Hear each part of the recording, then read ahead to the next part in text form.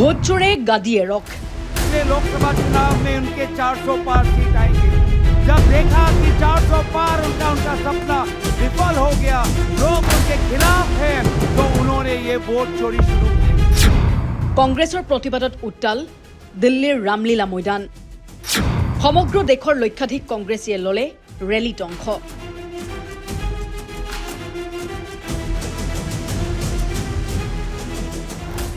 বিশাল মঞ্চৰ সন্মুখত ভোট চুৰিৰ বিৰুদ্ধে দেশৰ বিভিন্ন প্ৰান্তৰ নাগৰিক স্বাক্ষৰিত 5 কোটি নথি। সন্মুখত লক্ষাধিক কংগ্ৰেছ নেতাকৰ্মী। ৰামলীলা ময়দানত নিখিল ভাৰত কংগ্ৰেছ কমিটিৰ প্ৰায় সকলো শীৰ্ষ নেতা। এয়া ভোট চোৰ গাদী চোৰ শীৰ্ষক কংগ্ৰেছৰ বৃহৎ প্ৰতিবাদী ৰেলীৰ দৃশ্য। ইয়াৰ পৰাই লোকসভাৰ বিৰোধী দলৰ নেতা ৰাহুল গান্ধীয়ে তীব্ৰ বাক্যবাণেৰে চৰকাৰক আক্ৰমণ কৰে। নিৰ্বাচন আয়োগৰ তিনিওগৰাকী বিষয়াৰ নাম লৈ ৰাহুল গান্ধীৰ হুংকাৰ। সত্যৰ দ্বাৰাই কংগ্ৰেছে পৰাজিত কৰিব বিজেপিক। নিজৰ ভাষণত ৰাহুল গান্ধীয়ে কৈছে, ভোট চুৰি হৈছে আধুনিক ভাৰতৰ ইতিহাসত পৰিকল্পিত আটাইতকৈ ডাঙৰ ৰাষ্ট্ৰবিৰোধী কাৰ্য। ভোটাধিকাৰ হৈছে ভাৰতৰ 140 কোটি লোকৰ শক্তি আৰু গণতান্ত্ৰিক অধিকাৰ। যেতিয়া নিবনুৱা যুৱক যুৱতী, মহিলা, কৃষক, শ্ৰমিক সকলোৱে নিজৰ অসন্তুষ্টি প্ৰকাশ কৰি চৰকাৰ পৰিৱৰ্তন কৰিবলৈ বিচাৰে, তেতিয়া তেওঁলোকে নিৰ্বাচনৰ সময়ত গণতান্ত্ৰিক পৰম্পৰাৰ মাজেৰে নিজৰ ভোটাধিকাৰ সাব্যস্ত কৰি চৰকাৰ পৰিৱৰ্তন কৰে। কিন্তু বিজেপিয়ে ভোট চুৰিৰ জৰিয়তে ভোটাৰসকলৰ এই অধিকাৰ নাইকিয়া কৰিব বিচাৰিছে। কংগ্ৰেছ নেত্ৰী প্ৰিয়ংকা গান্ধীৰ দাবী, পূৰ্বতকৈ প্ৰধানমন্ত্ৰী আৰু গৃহমন্ত্ৰীৰ আত্মবিশ্বাস কমিছে। প্ৰিয়ংকা গান্ধীৰ প্ৰত্যাহ্বান নিৰ্বাচন আয়োগ আৰু কেন্দ্ৰীয় চৰকাৰক। ইভিএম নহয়, বেলটত অনুষ্ঠিত কৰক নিৰ্বাচন। একেখন প্ৰতিবাদী সভাত উপস্থিত থাকি বিৰোধী উপদলপতি অসমৰ সাংসদ গৌৰৱ গগৈয়ে ভোট চুৰিৰ অভিযোগ তুলি চৰকাৰ আৰু নিৰ্বাচন আয়োগক হুংকাৰ দি কয়, বিজেপিক পৰাজিত কৰিবই কংগ্ৰেছে, এয়া সত্য। গৌৰৱ গগৈয়ে নিজৰ ভাষণ প্ৰসংগত কয় যে এইবাৰ 400 পাৰ বুলি শ্লোগান দিয়া বিজেপিয়ে 250 আসনতে সীমাবদ্ধ থাকিব।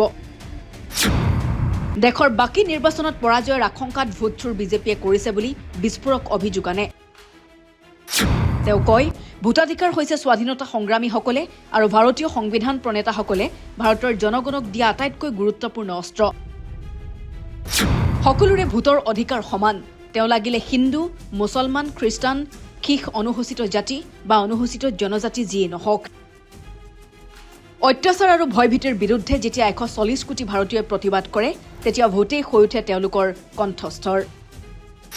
ভোট চুৰি কৰা মানেই 140 কোটি ভাৰতীয়ৰ শক্তি চুৰি কৰা। ভোট চুৰি হৈছে অন্যায়ৰ বিৰুদ্ধে যুঁজা তেওঁলোকৰ একমাত্ৰ অস্ত্ৰ চুৰি কৰা। চাকৰি লাভ আৰু নিজৰ ভূমিৰ সুৰক্ষাৰ ওপৰত থকা তেওঁলোকৰ অধিকাৰ কাঢ়ি লোৱা। आज हमें बात समझनी है, जो बात सदन के अंदर राहुल गांधी जी ने सबको कही कि ये जो वोट ये हमारा अस्त्र है, ये वोट हमारी आवाज है।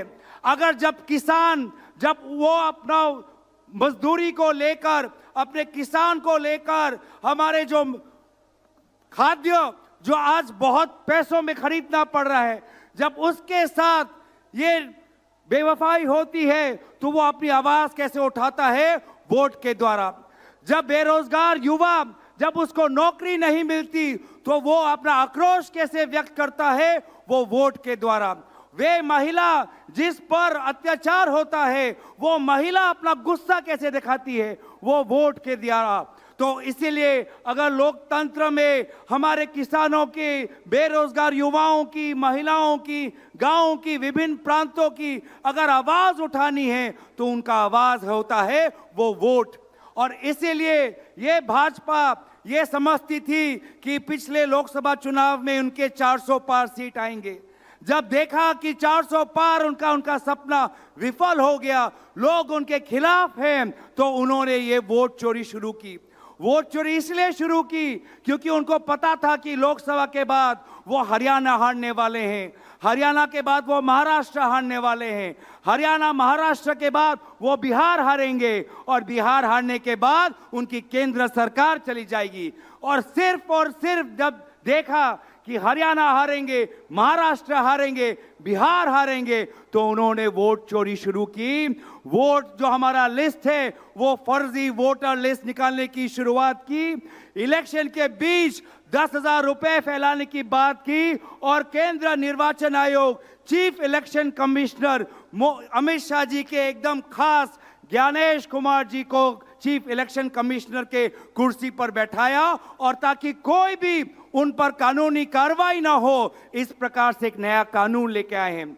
और इसीलिए लोगों, आज हमें ये नहीं समझना चाहिए कि कांग्रेस पार्टी अगर ये 3 निर्वाचन में अगर हम पीछे हो गए तो हम कमजोर हो गए। नहीं, हमारी वो पार्टी है जिसने स्वतंत्रता सेनानियों के साथ हमने त्याग किया, बलिदान किया, और इसीलिए आज भी हम लोगों की आवाज मानते रहेंगे। हम राहुल गांधी जी से, सोनिया गांधी जी से, मल्लिकार्जुन खड़गे जी से प्रेरणा लेते हुए हम आगे जाएंगे। मैं सभी दूर से आए हुए, उत्तर भारत से, दक्षिण भारत से, उत्तर पूर्व और पश्चिम से सभी को अपना विनम्र में नमस्कार। চৰকাৰে কাঢ়ি ল'ব বিচৰা এই শক্তি ঘূৰাই অনা হ'ব বুলি ৰামলীলা ময়দানৰ পৰাই গৌৰৱ গগৈয়ে সকীয়াই দিয়ে চৰকাৰী পক্ষক। একেখন প্ৰতিবাদী সভাৰ পৰা এটা কথা নিশ্চিত যে সৰ্বসাধাৰণ লোকক ভোটাধিকাৰ আৰু তেওঁলোকৰ বাক স্বাধীনতা ৰক্ষাৰ বাবে কংগ্ৰেছ দলে প্ৰয়োজনীয় সকলো কৰিবলৈ প্ৰতিশ্ৰুতিবদ্ধ। উল্লেখ্য যে অসমৰ পৰাও কেইবাহাজাৰ কংগ্ৰেছ নেতাকৰ্মীয়ে এই সভাত অংশগ্ৰহণ কৰিছে। বিশেষকৈ উজনি অসমৰ জিলাসমূহৰ পৰা ব্যাপক সংখ্যক কংগ্ৰেছ কৰ্মী এই সভালৈ অংশগ্ৰহণ কৰিবলৈ যোৱাটোৱে আগন্তুক দিনত উজনিৰ ৰাজনৈতিক বতাহ সলনিৰ ইংগিত বহন কৰিছে। News desk report, Assam daily 24।